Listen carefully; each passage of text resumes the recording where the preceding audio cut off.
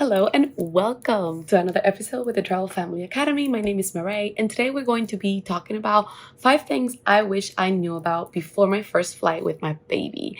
So for those of you who are new here, I now have a 3-year-old that I've taken around the world. We did 2 one-year around the world trips and tons of smaller trips here from the United States, traveling to other places. So we've had plenty of experience traveling with babies. And for a person who used to travel full-time before having kids, I was really impressed and surprised, not in a good way, about how much I didn't know about traveling with babies before we started traveling with ours. So this is here in hopes that you are like me and clueless for your first trip with your baby, and hopefully this can make it a lot better.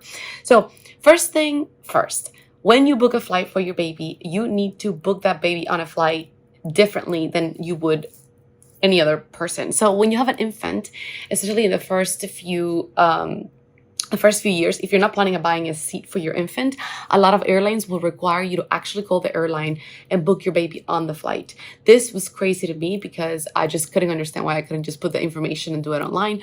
But they have a limit of how many babies they can have on board because of safety equipment. So my tip with that is, if you are flying with a lap infant or a lap baby, make sure you book the airline and book your baby on the flight the second you book that flight.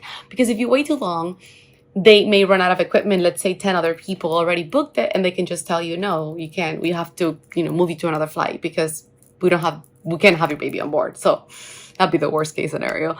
So a lot of people, this has happened, by the way, to people that I know. So really important, as soon as you book your baby, make sure you book them on the flight that day. Call the airline, whatever you got to do.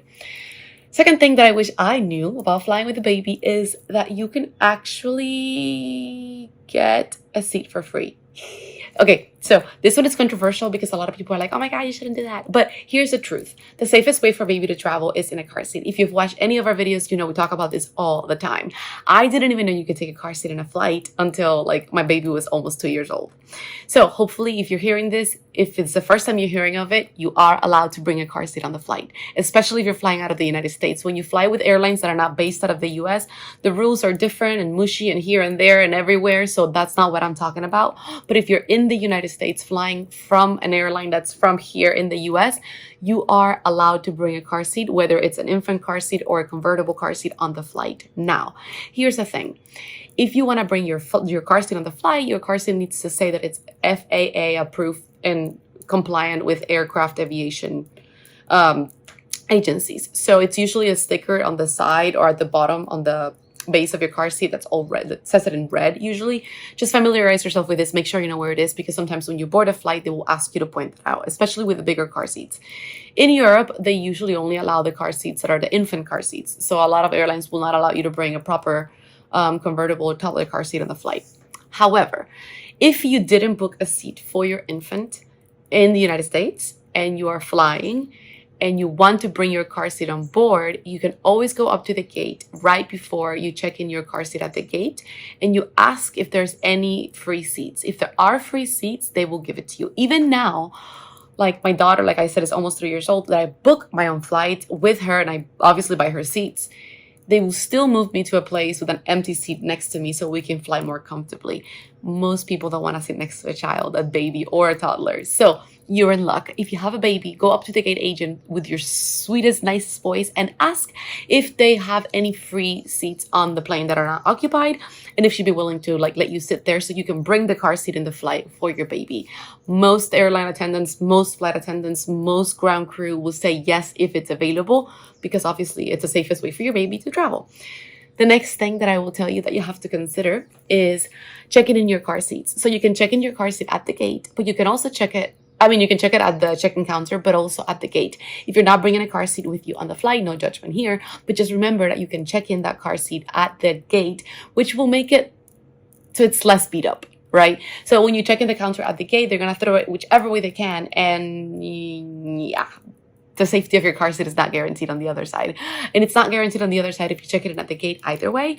But if you check it in at the gate, you're leaving it basically at the top of the stairs. Somebody's picking it up, putting it in the hold compartment, and they take it out and give it to you at the other side. So it's not that it's guaranteed to be safe and not break, but it's definitely going to be a lot better than if you throw it in at the beginning, 2 hours before your flight, because God knows how many ways it goes until it gets to your plane. Another thing to keep in mind when you're flying with your baby that I wish I knew is that you can get a bassinet for free for your baby to sleep. This is especially useful for long flights, like red-eye flights, night flights, transcontinental flights, any of those big flights. A lot of airlines have a weight limit. Other airlines have an age limit. So it's useless for me to tell you here what the rules are. If you're flying a long flight, especially during the night, call your airline and ask if they offer a bassinet. It's a free service. Normally, the perk with that is that you get to sit in the bulkhead seats, which means that obviously, you have a little bit more leg room, but also it's a game changer to have a baby sleeping on a bassinet on a flight versus just in your arms, just something for you to know about because it comes in very, very useful.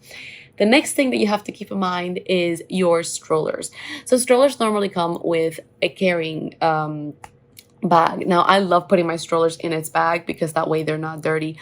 But if you're traveling alone, especially, it's really good to know that it's going to take time to put your stroller in its bag. Nobody talks about this. When you're putting a stroller in a bag, it can take you 10 minutes. Like anything gets caught, anything gets, stuck in it, and it's just a pain in the ass. So just plan ahead with enough time. Allow yourself time to put the stroller in its bag. Now, one thing I do with this bag is I stuff it with everything I can imagine that I don't need for the flight. So you know how you always have your bags and you're always everything distributed because they have a bag allotment or whatever, like your carry-on can be this much or whatever. They don't really measure a lot of the baby stuff, and that was gonna be my next point. But just know that when you give in that car seat or that stroller at the gate, inside of its car seat and or stroller bag, you can just put whatever else you have in there that you don't need for the flight, so you go lighter. Speaking of putting things in, did you know that you don't actually get charged or even checked for having an extra bag, a pumping bag, and a diaper bag for your baby? That's right. So even if you have only a personal item and a carry-on, you can bring a separate bag just for food and snacks for your baby. You can bring a diaper bag for your baby and an equipment bag for pumping. So you can bring an additional 3 bags that have nothing to do with what you pay for in the plane, regardless of which airline you're flying with. Also, if you're flying with a baby and you're bringing all of these bags, make sure that you know that you can bring your milk or any food and liquid for the baby through TSA, regardless of its amount. So if you have milk, formula already made, as milk, or baby food, pouches, whatever it is, that are over 100 milligrams or 3.4 ounces, you can still bring them through security if it's for your baby. Beware though, you may have to say this in advance and let them know so that they come and help you. They won't come and help you. They are going to be checking your milk and testing it to make sure that it is milk. So this may take additional time. You may have the option of refusing for them to test your liquids and milk, but that process will take a little longer, so just be aware of it. Speaking of TSA, did you know that TSA, this is only for the United States, not for worldwide airport security, but in the United States, TSA has a service called TSA Cares. It is a service that is actually made and put in place for people with disabilities and mobility issues, and therefore it qualifies any parent that is flying with a lot and is having issues moving. So actually, when I posted a video about this on Instagram, we got a lot of, heated debates happening in the comments because a lot of people were like, well, this service is in place only for people with disabilities. And whereas it is in place for people with disabilities, it is also in place for people with mobility issues. And TSA has a whole process that you have to apply for in order to qualify for this service.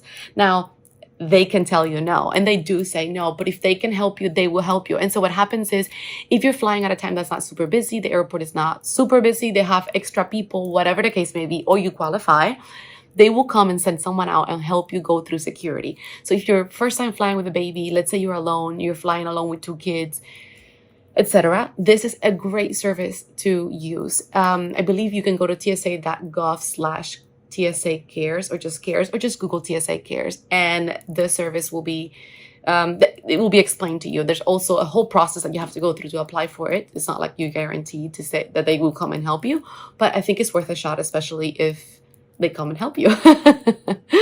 So a bunch of tips for your first flight with your baby. Let us know in the comments if there's anything else that you would do if you've already flown before. And if you haven't flown and your first time is approaching soon and you're freaking out, first of all, you're not alone. Second, Let us know in the comments. We'll send you something to help you feel a little bit more empowered and a little bit more ready. And remember that we have an awesome course called the Ready to Fly Mom that prepares you for everything you need to know for flying with kids. Comment Ready to Fly Mom in the comments if you want us to send you the link for it. And thank you so much for watching. Don't forget to subscribe. See you next week with some more tips and hacks for flying with babies and toddlers.